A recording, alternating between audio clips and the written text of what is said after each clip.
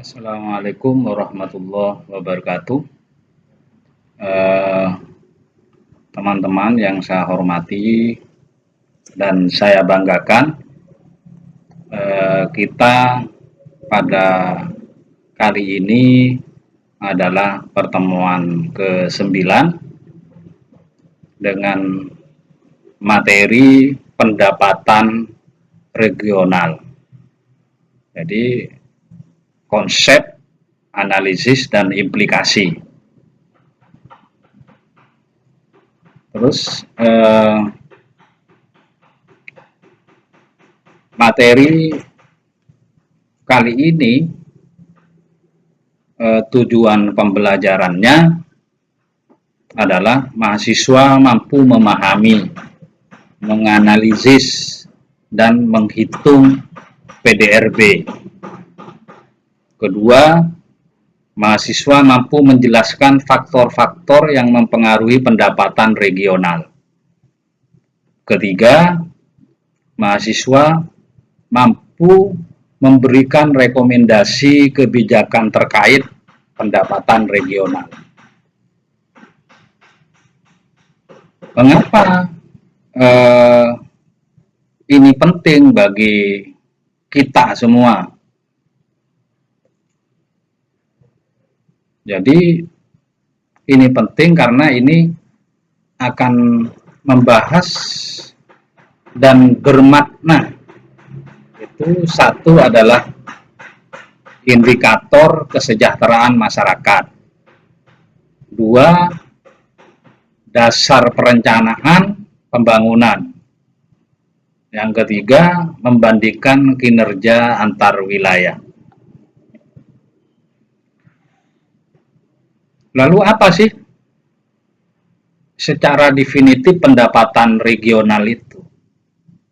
Di pendapatan regional itu dia berbicara tentang total nilai barang atau jasa yang dihasilkan oleh suatu wilayah dalam metode tertentu. Elemennya itu produksi ekonomi, distribusi pendapatan, dan keseimbangan ekonomi. Lalu produksi ekonomi wilayahnya apa saja? Itu dia berbicara output dari berbagai sektor ekonomi seperti pertanian, industri, jasa. Lalu distribusi pendapatannya ini berbicara tentang pembagian pendapatan dari kegiatan ekonomi antar individu. Keseimbangan ekonominya, dia hubungan antara pendapatan, konsumsi, dan investasi wilayah. Contoh, Jawa Barat memiliki PDRB terbesar di Indonesia berdasarkan sektor industri. Relevansinya, data ini bisa digunakan untuk kebijakan pembangunan yang lebih efektif. Lalu pendekatannya seperti apa? Pendekatan pengukuran produksinya.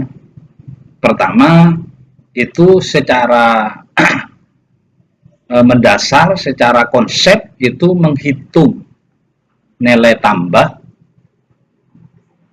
dari berbagai sektor ekonomi. Rumus PDRB-nya sama dengan ya sigma output bruto biaya input antara.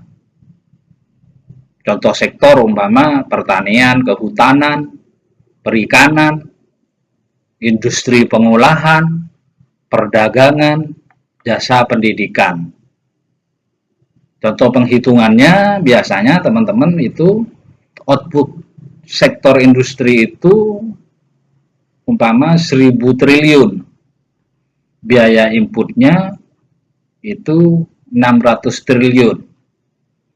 PDRB sektor itu 400 triliun. Jadi itu biaya input dan output. Lalu pendekatan pengukuran pengeluarannya, konsepnya itu menghitung total pengeluaran ekonomi di suatu wilayah. Komponennya konsumsi rumah tangga, atau kita dalam kurung itu C. Konsumsi pemerintahnya itu G, investasi itu kita katakan I, lalu ekspor neto dalam kurung kita kenal dengan X min M. Jadi rumus PDRB itu yang pengeluaran ini C ditambah G ditambah I plus dalam kurung X min M. Contoh, konsumsi rumah tangga 200 triliun. Lalu konsumsi pemerintah itu 50 triliun. Investasi 1000 triliun. Ekspor atau X-nya itu 80 triliun. Impornya yang kita kenal M itu di rumus PDRB itu 30 triliun. Total ini menjadi 400 triliun. Terus pendekatan pengukuran pendapatannya kita lihat ini secara konsep. Pertama, menghitung total pendapatan faktor produksi. Di dalamnya ada tenaga kerja, modal, tanah. Komponen utamanya itu upah atau gaji. Terus yang kedua laba dari modal. Pajak tidak langsung neto. Rumusnya itu PDRB sama dengan pendapatan tenaga kerja ditambah pendapatan modal ditambah pajak neto. Itu rumusnya.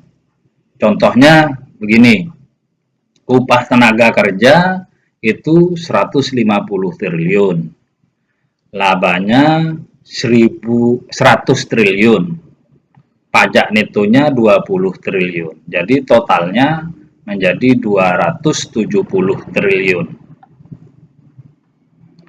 Lalu apa faktor-faktor yang mempengaruhi pendapatan regional?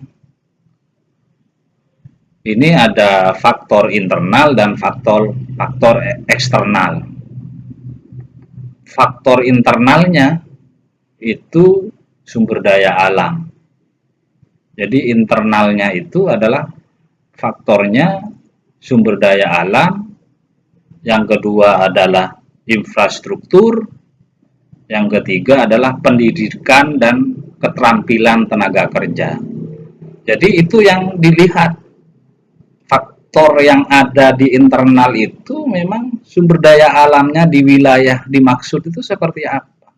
Lalu infrastruktur dan koneksivitasnya itu seperti apa di wilayah dimaksud. Terakhir itu pendidikan dan keterampilan, skill dari tenaga kerja. Kalau tenaga kerjanya tidak mumpuni, maka produksi akan lambat. Jadi ini yang akan kita harus genjot, keterampilan tenaga kerja, infrastruktur, sumber daya alamnya, nanti lakukan inovasi-inovasi. Yang kedua, faktor eksternalnya berbicara tentang kebijakan pemerintah. Jadi kalau sudah faktor internalnya kuat, eksternalnya kebijakan pemerintahnya juga bagus, regulasinya yang dibuat oleh pemerintah juga pro terhadap potensi dan keterampilan terhadap SDM atau tenaga kerja, seperti kebijakan juga tentang subsidi, pajak. Lalu faktor eksternal lainnya apa? Pasar dan aksesibilitas. Aksesibilitas ini penting, pasarnya di mana saja, itu yang akan mempengaruhi pendapatan regional. Kalau tidak dilakukan, akses dan pasar itu meskipun potensinya bagus, maka pendapatan regional atau wilayah tertentu itu tidak akan signifikan.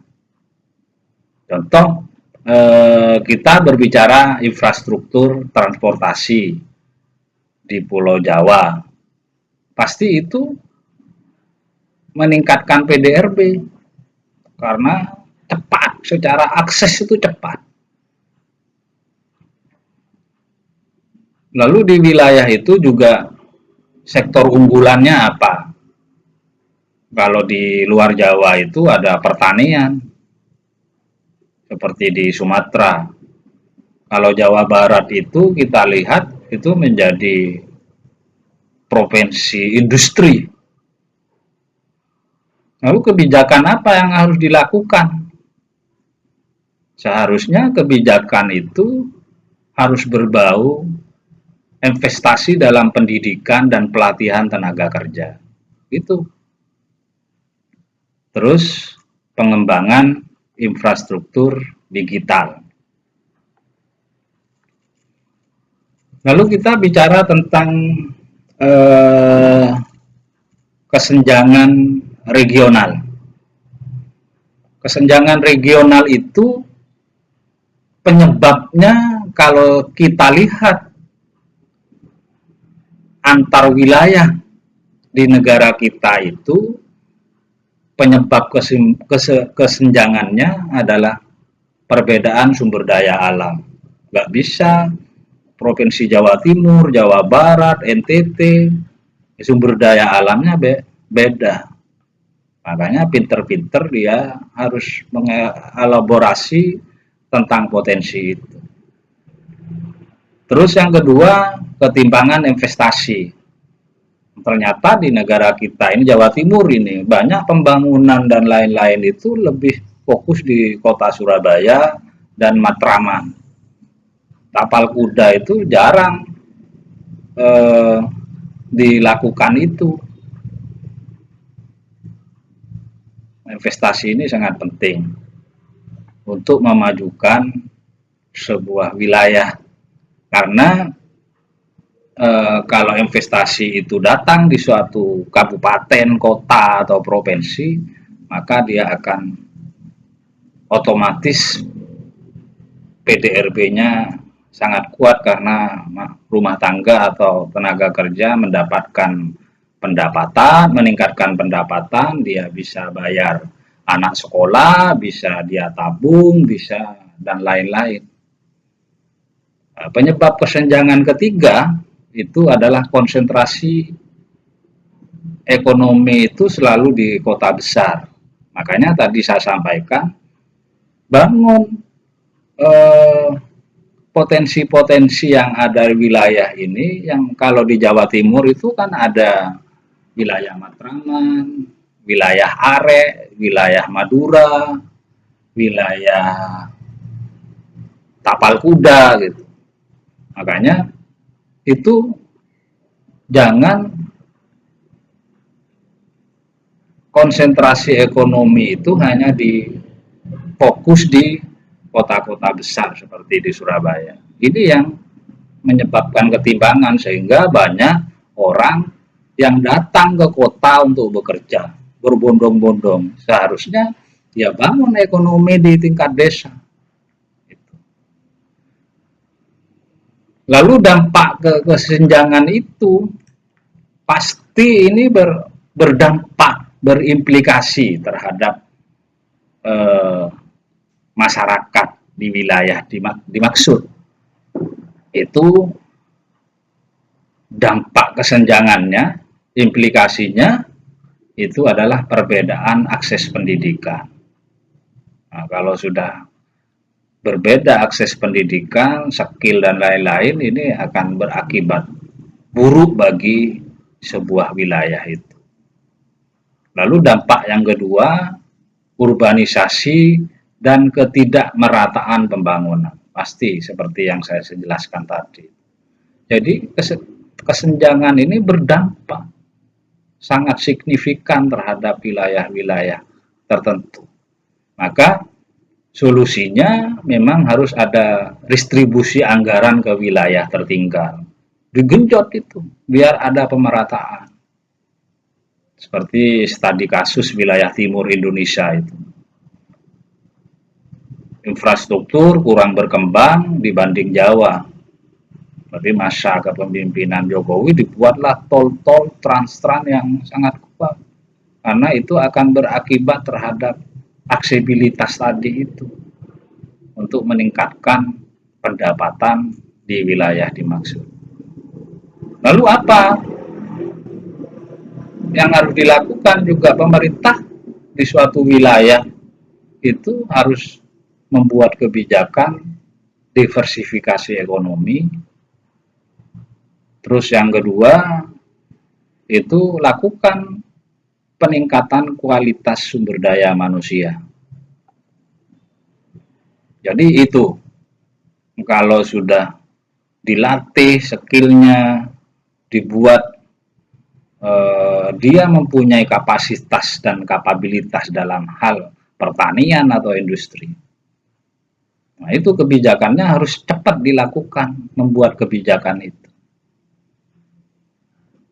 Teman-teman mahasiswa, ini penugasan bagi teman-teman, coba analisis data PDRB wilayah yang menggunakan pendekatan pilihan Anda. Itu. Lalu didiskusikan faktor utama yang mempengaruhi PDRB wilayah tersebut. PDRB ini maksudnya itu produk domestik regional bruto. Itu. Jadi dari pertemuan ini kita bisa rangkum. Pertama itu pendapatan regional adalah indikator utama kinerja ekonomi. Terus yang kedua, pentingnya pengukuran dengan 3 pendekatan tadi yang kita diskusikan tadi. Terus yang terakhir, solusi untuk kesejahteraan ekonomi itu ada 3 tadi, itu infrastruktur, diversifikasi ekonomi, dan kebijakan distribusi. Jadi itu teman-teman rangkuman dari pertemuan kali ini. Lalu kita merefleksikan terhadap materi di atas. Apa sih pemahaman baru Anda tentang pendapatan regional? Bayangkan, pikirkan, refleksikan pemahaman baru Anda tentang pendapatan regional, tahapannya bagaimana. Bagaimana hal ini relevan dengan studi dan kehidupan Anda. Jadi terima kasih. Pada pertemuan kali ini kita tutup. Assalamualaikum warahmatullahi wabarakatuh.